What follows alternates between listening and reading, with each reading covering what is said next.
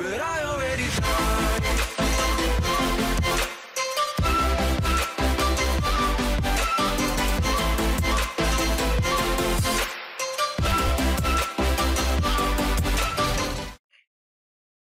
Assalamualaikum warahmatullahi wabarakatuh. Bagaimana kabar kalian hari ini? Semoga sehat selalu ya, agar bisa beraktivitas seperti biasanya. Kali ini saya Irfandi Budi Santoso dari Tadris Biologi 6B akan menjelaskan materi tentang kingdom plantae. Sejauh mata memandang, yang terlihat ini adalah hamparan hijau. Itulah pemandangan di daratan yang dipenuhi oleh berbagai macam tumbuhan. Berbagai tumbuhan sering kamu jumpai di lingkungan sekitar kamu. Apabila kamu perhatikan, ternyata ada banyak tanaman dengan berbagai macam bentuk batang, bunga, maupun buah. Dunia tumbuhan ini dikenal sebagai kingdom plantae, di mana tumbuhan merupakan salah satu keanekaragaman hayati yang banyak dimanfaatkan manusia. Nah, dalam klasifikasi makhluk hidup apa saja yang tergolong sebagai tumbuhan, dalam kingdom plantae ini dikelompokkan menjadi tumbuhan tidak berpembuluh atau Atracheophyta dan tumbuhan berpembuluh atau Tracheophyta. Tumbuhan Atracheophyta adalah kelompok Bryophyta atau lumut, sedangkan kelompok Tracheophyta ini adalah kelompok Pteridophyta atau paku dan kelompok Spermatophyta atau tumbuhan berbiji. Bryophyta terdiri dari lumut daun atau Bryophyta, lumut hati atau Hepaticophyta, dan lumut tanduk atau Antekerotophyta. Sedangkan Pteridophyta terdiri dari paku purba atau Posilopsida, paku kawat atau Lycopsida, paku ekor kuda atau Sphenopsida, dan yang terakhir yaitu paku sejati atau Pteropsida. Nah, dan Spermatophyta ini terdiri dari berbiji terbuka atau Gymnospermae dan berbiji tertutup atau Angiospermae. Coba kamu perhatikan dinding, genteng, tanah, atau batu di tempat yang teduh dan lembab. Jika kamu menemukan adanya hamparan hijau seperti beludru berwarna hijau, itulah salah satu jenis lumut. Bila diamati dengan cermat, tubuh lumut tidak memiliki bentuk seperti tumbuhan pada umumnya. Pada umumnya, lumut berwarna hijau karena mempunyai sel-sel yang memiliki pigmen hijau berupa klorofil, sehingga lumut memiliki kemampuan untuk menghasilkan senyawa organik melalui proses fotosintesis yang terjadi di dalamnya, sehingga lumut ini bisa tergolong dalam organisme fotoautotrof. Yang selanjutnya yaitu klasifikasi tumbuhan lumut. Seperti yang sudah saya jelaskan tadi, bahwa lumut ini terdiri 3 divisi, yaitu lumut daun, lumut hati, dan lumut tanduk.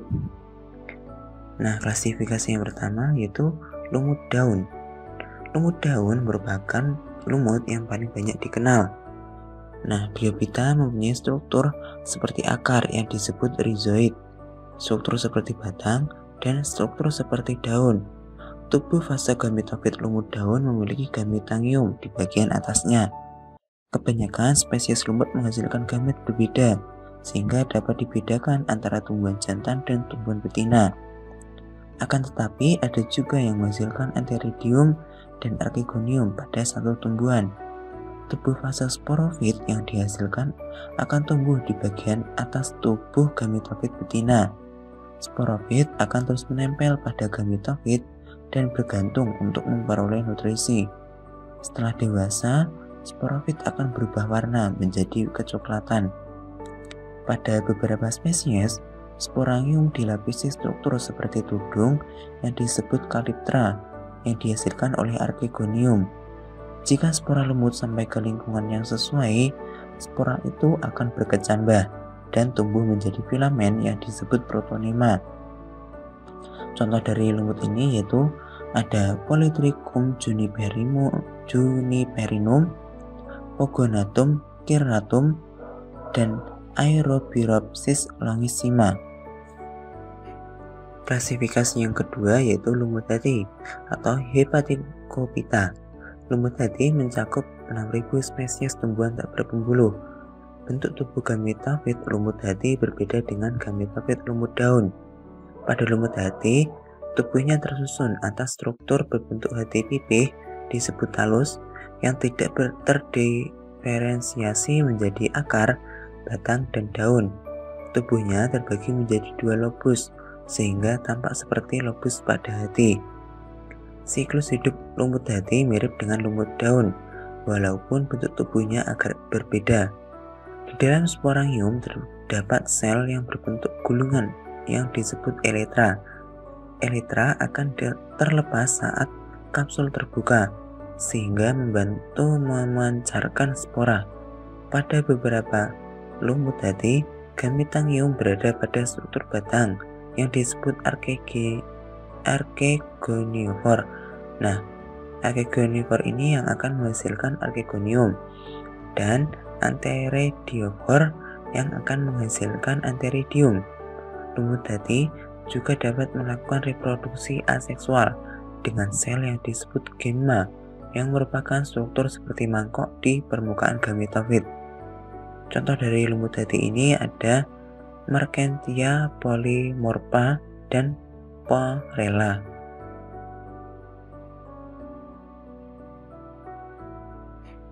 Dan klasifikasi yang terakhir yaitu ada lumut tanduk atau Anthocerotophyta.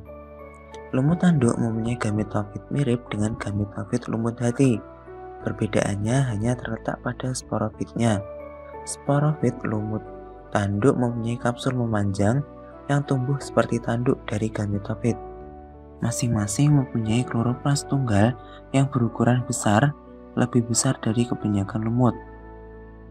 Nah, contoh dari lumut tanduk ini yaitu ada Anthoceros natans.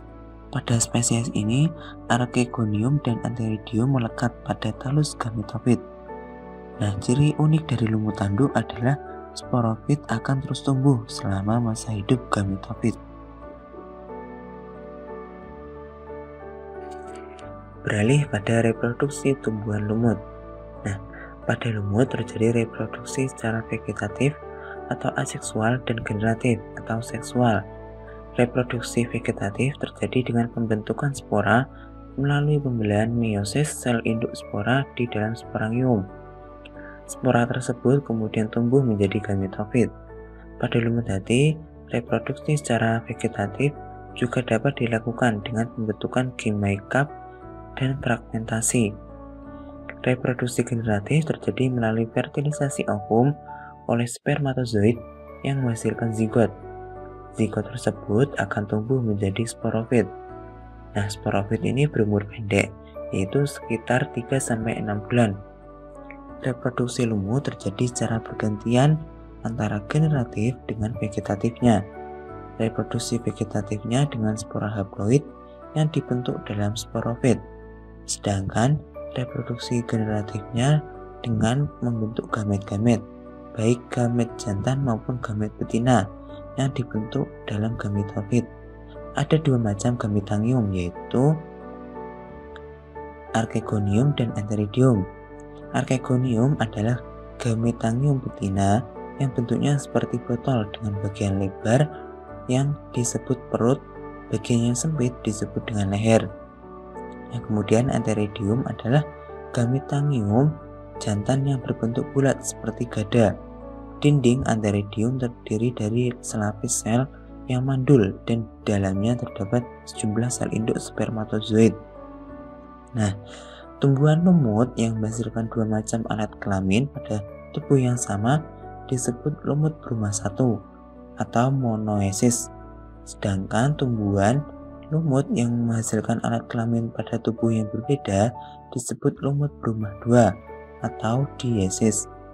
Pada lumut berumah 2, tumbuhan yang menghasilkan antheridium disebut gametofit jantan, dan tumbuhan yang menghasilkan archegonium disebut gametofit betina.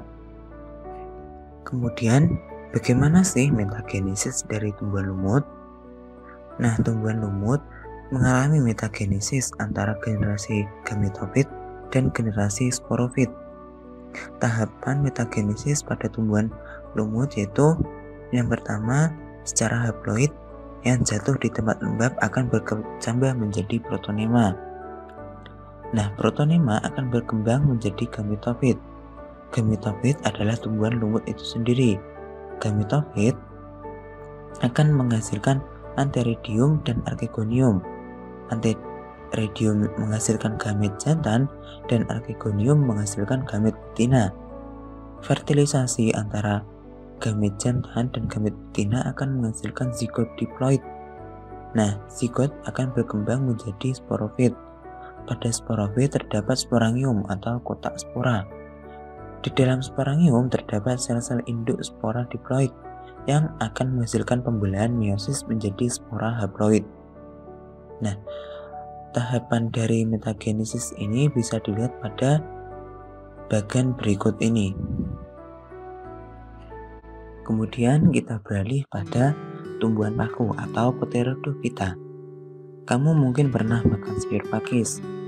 Nah, pakis ini merupakan istilah lain untuk tumbuhan paku. Tumbuhan paku merupakan salah satu kelompok tumbuhan yang tertua yang masih dapat dijumpai di daratan.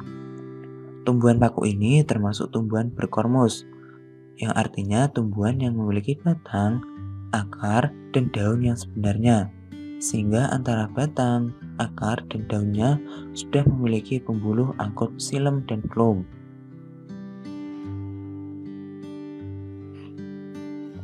Kemudian reproduksi tumbuhan lumut atau Pteridophyta. Nah, tumbuhan paku dapat melakukan reproduksi secara aseksual atau vegetatif dan secara seksual atau generatif. Reproduksi aseksual dilakukan dengan pembentukan spora di dalam sporangium dan menggunakan rizom. Rizom akan membentuk tunas-tunas tumbuhan paku yang berkoloni. Sedangkan reproduksi seksualnya ini dilakukan dengan pembentukan spermatozoid di dalam antheridium dan ovum di dalam archegonium.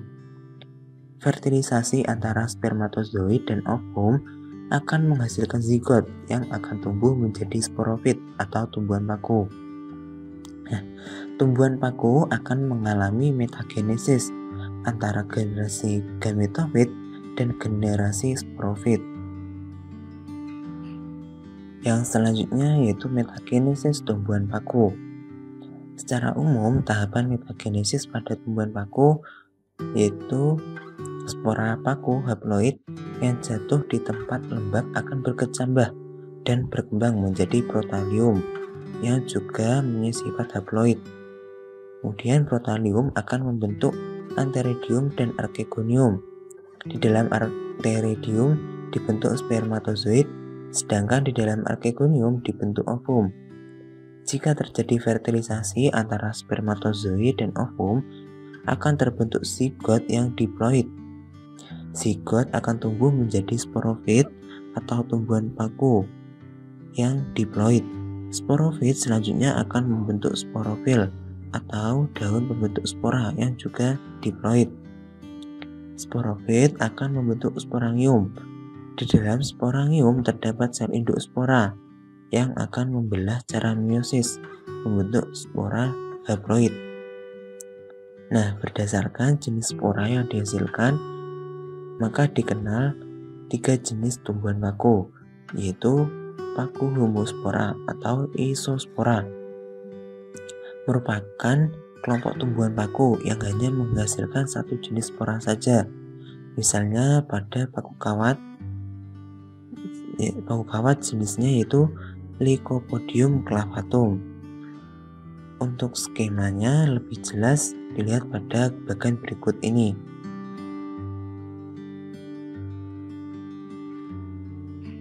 Dan yang kedua yaitu paku heterospora. Merupakan kelompok tumbuhan paku yang menghasilkan 2 jenis spora, yaitu mikrospora atau jantan dan makrospora atau betina. Misalnya yaitu paku rane atau Selaginella wildenowi dan Spanggi atau Marsilea crenata. Untuk skema lebih jelasnya pada paku heterospora ini dapat dilihat pada bagan berikut ini. Nah, dan yang ketiga yaitu paku peralihan, merupakan kelompok tumbuhan paku yang menghasilkan spora yang bentuk dan ukurannya sama, tapi memiliki fungsi yang berbeda, yaitu sebagian jantan dan sebagian betina.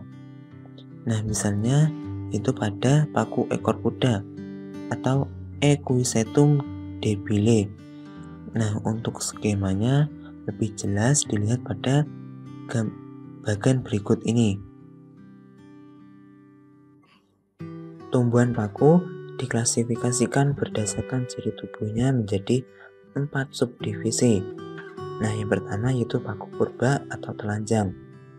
Dikatakan telanjang karena tidak berdaun atau daunnya kecil. Ada pula yang tidak berakar sejati, kebanyakan hidup di zaman purba dan ditemukan dalam bentuk fosil. Ada satu jenis yang sekarang masih ada tetapi hampir punah, yaitu Psilotum. Ciri-ciri dari paku purba yaitu struktur tubuhnya sederhana dengan tinggi antara 30 cm sampai 100 cm.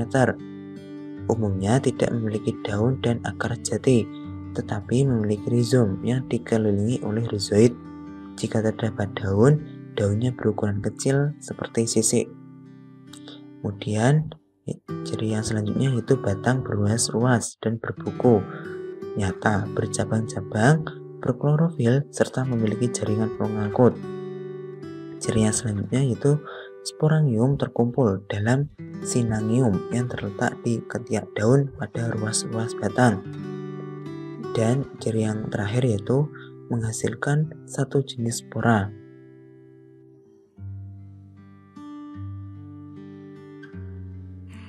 Klasifikasi yang kedua yaitu paku kawat atau Lycopsida. Tanaman paku kawat ini masuk ke dalam kelompok heterospora dengan 2 jenis spora yang dimiliki, yakni mikrospora dan makrospora. Contohnya yaitu Lycopodium clavatum. Paku kawat memiliki ciri-ciri sebagai berikut, yaitu memiliki daun berbentuk seperti rambut atau sisik yang tersusun rapat pada batang. Batang berbentuk seperti kawat. Pada bagian ujung batang terdapat sporangium yang terkumpul dalam struktur seperti gada yang disebut strobilus. Merupakan tumbuhan paku homospora atau heterospora. Gametofit bersifat biseksual atau menghasilkan 2 jenis alat kelamin, atau uniseksual yang akan menghasilkan 1 jenis alat kelamin. Dan ciri yang terakhir yaitu banyak ditemukan hidup di hutan-hutan daerah tropis, baik tumbuh di permukaan tanah atau sebagai epifit.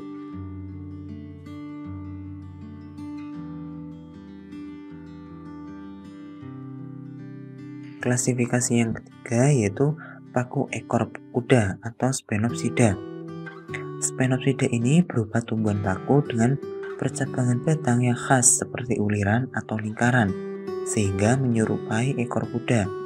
Contohnya yaitu Equisetum giganteum dan Calamit sp.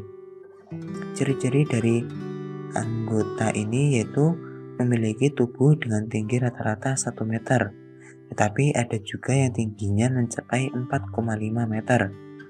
Sporofit berdaun kecil dan berbentuk seperti sisik dengan warna agak transparan. Batang berruas-ruas dan berongga, serta memiliki rizom. Sporangium terkumpul di dalam badan berbentuk kerucut yang disebut strobilus. Menghasilkan spora yang sama bentuknya, tapi berbeda jenisnya, yaitu ada jantan dan ada yang betina, sehingga disebut sebagai paku peralihan. Dan yang terakhir yaitu gametofit berukuran kecil dan mengandung klorofil. Klasifikasi yang terakhir yaitu Pteropsida atau paku sejati. Pteropsida ini merupakan tumbuhan paku yang dapat dilihat di sekitar kita, yang umum disebut pakis. Contohnya yaitu ada paku sarang burung, suplir, dan semanggi.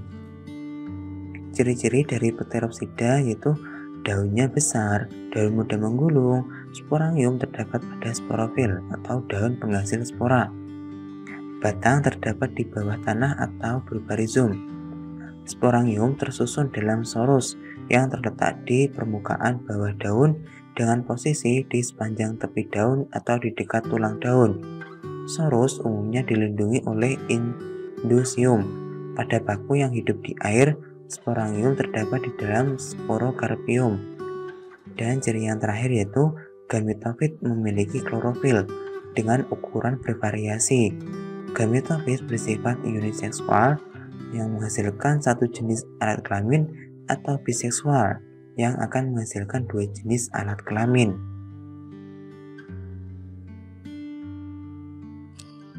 Nah, klasifikasi Plinidium plantae yang terakhir yaitu Spermatophyta atau tumbuhan berbiji. Spermatophyta berasal dari bahasa Yunani, yaitu sperma yang berarti biji dan piton yang berarti tumbuhan. Kira-kira kalau berbicara tumbuhan biji, apa yang terlintas dalam pikiranmu?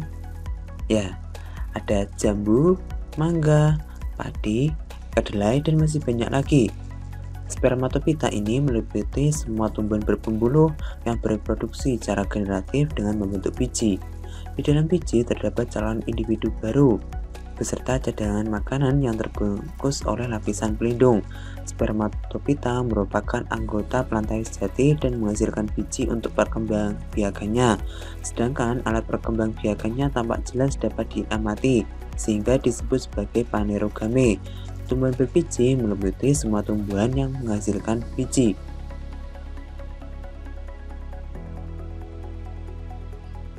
Kemudian, reproduksi dari spermatophyta. Perkembangbiakan tumbuhan berbiji terjadi secara generatif atau seksual dan secara vegetatif atau aseksual. Secara generatif yaitu dengan membentuk biji yang diawali dengan pembentukan gamet atau gametogenesis, penyerbukan atau polinasi, peleburan gamet jantan dan betina atau fertilisasi yang kemudian menjadi embrio. Sedangkan secara vegetatif yaitu dengan organ-organ vegetatif seperti tunas adventif, rizoma, dan stolon. Nah, Gymnospermae bereproduksi secara generatif atau seksual dengan membentuk biji.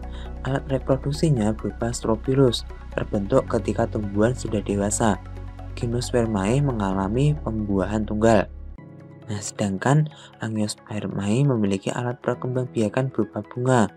Reproduksi pada Angiospermae diawali dengan adanya proses penyerbukan, yaitu menempelnya serbuk sari pada kepala putik, dan proses pembuahan yaitu penyerbukan sel telur dan kantong lembaga pada bakal biji dengan inti yang berasal dari serbuk sari. Selanjutnya, zigot berkembang menjadi embrio dan kemudian menjadi buah. Pembuahan yang terjadi pada Angiospermae disebut pembuahan ganda karena dua inti generatif masing-masing membuahi sel telur yang akan menjadi lembaga dan inti kandung lembaga menjadi endosperm. Masuk pada pembahasan klasifikasi spermatophyta. Seperti yang sudah saya jelaskan tadi bahwa spermatophyta ini dibagi menjadi Gymnospermae dan Angiospermae. Nah, yang pertama yaitu Gymnospermae. Disebut biji terbuka karena bijinya tidak ditutupi oleh daging. Gymnospermae umumnya memiliki struktur daun tebal, banyak cabang, tudung daun membentuk kerucut, dan belum memiliki bunga sesungguhnya. Berupa perdu atau pohon, batang dapat tumbuh membesar dan bercabang-cabang. Belum memiliki bunga sejati, yaitu hanya berupa strobilus jantan dan betina. Reproduksi generatif terjadi satu kali pembuahan atau pembuahan tunggal yang menghasilkan zigot. Waktu antara penyerbukan dan pembuahan berlangsung relatif lama. Nah, Gymnospermae ini dibagi menjadi 4 kelas. Yang pertama yaitu kelas Kykadophyta. Tumbuhan ini merupakan tumbuhan biji yang primitif, hidup di daerah tropis dan subtropis. Di Indonesia, kita kenal sebagai pakis haji atau sikas rumpi, merupakan tanaman hias. Akarnya bersimbiosis dengan ganggang biru yang dapat mengikat nitrogen, memiliki daun yang besar seperti tumbuhan palum. Nah, klasifikasi Gymnospermae yang kedua yaitu kelas Ginkgophyta. Sebagian besar sudah punah, yang ada hanya tersisa Ginkgo biloba. Ginkgo merupakan spesies tunggal dari salah satu divisi anggota tumbuhan berbiji terbuka yang pernah tersebar luas di dunia. Pada masa kini, tumbuhan ini diketahui hanya tumbuh liar di Asia Timur Laut, namun telah tersebar luas di berbagai tanah tempat beriklim, sedang lainnya sebagai pohon penghias taman atau pekarangan. Bentuk tumbuhan modern ini tidak banyak berubah dari fosil-fosilnya yang ditemukan. Klasifikasi yang ketiga yaitu kelas Penipita. Nah, kelas ini memiliki daun berbentuk seperti jarum dan selalu berwarna hijau sepanjang tahun. Contohnya yaitu Taxus baccata atau cemara Inggris, Agathis alba atau damar, dan Araucaria cunninghami. Dan klasifikasi yang terakhir yaitu kelas Genitophyta. Nah, kelas ini yaitu berupa pohon dengan banyak cabang dan dengan daun tunggal yang juga memiliki bunga majemuk. Contoh dari kelas ini yaitu Genetum genemon atau Minjo dan Ephedra altissima.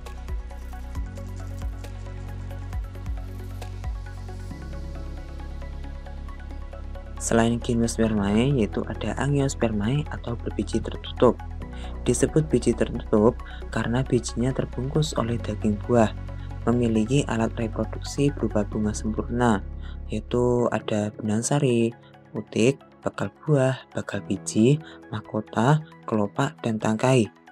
Reproduksi generatif mengalami 2 kali pembuahan atau pembuahan ganda yang menghasilkan zigot. Artinya pembuahan inti generatif atau sperma dengan ovum, dan endosperm atau pembuahan inti generatif yaitu dengan sperma dengan kandung lembaga sekunder. Pada umumnya tumbuhan ini berupa pohon, perdu, semak, liliana, atau herba. Klasifikasi Angiospermae ini dibagi menjadi 2 kelas, yaitu kelas Monocotyledon dan kelas Dicotyledon. Kelas yang pertama yaitu kelas Monocotyledon. Ciri-ciri dari kelas Monocotyledon ini yaitu berbiji tunggal, hanya memiliki 1 daun lembaga, sistem akar serabut, batang sama besar dan tidak bercabang. Nah, selain itu yaitu dengan daun tunggal berpelepah dan bertulang sejajar. Bagian bunga kelipatan 3, akar dan batang tidak berkambium sehingga tidak dapat tumbuh membesar. Xilem dan phloem tersebar. Contoh dari kelas Monocotyledon ini yaitu ada Oryza sativa atau padi, Zea mais atau jagung, dan Cocos nugifera atau kelapa. Nah, sedangkan untuk kelas Dicotyledon memiliki ciri-ciri sebagai berikut. Nah, yang pertama yaitu berkeping 2, memiliki 2 daun lembaga, memiliki akar tunggang, batang kerucut panjang, bercabang dan berkambium sehingga dapat mengalami pertumbuhan sekunder. Yang ketiga yaitu daun tunggal atau majemuk, tulang daun menyelip atau menjari, bagian bunga kelipatan 2, 4 atau 5. Xilem dan phloem tersusun dalam lingkaran.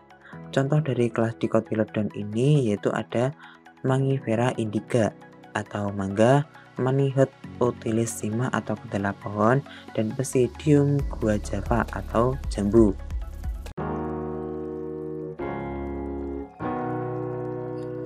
Mungkin cukup sekian yang dapat saya sampaikan. Semoga materi Kingdom Planta ini dapat membawa berkah kepada kita semua di kemudian harinya.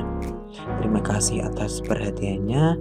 Wassalamualaikum warahmatullahi wabarakatuh. Stuck on my back. How could you do this? We've been through this for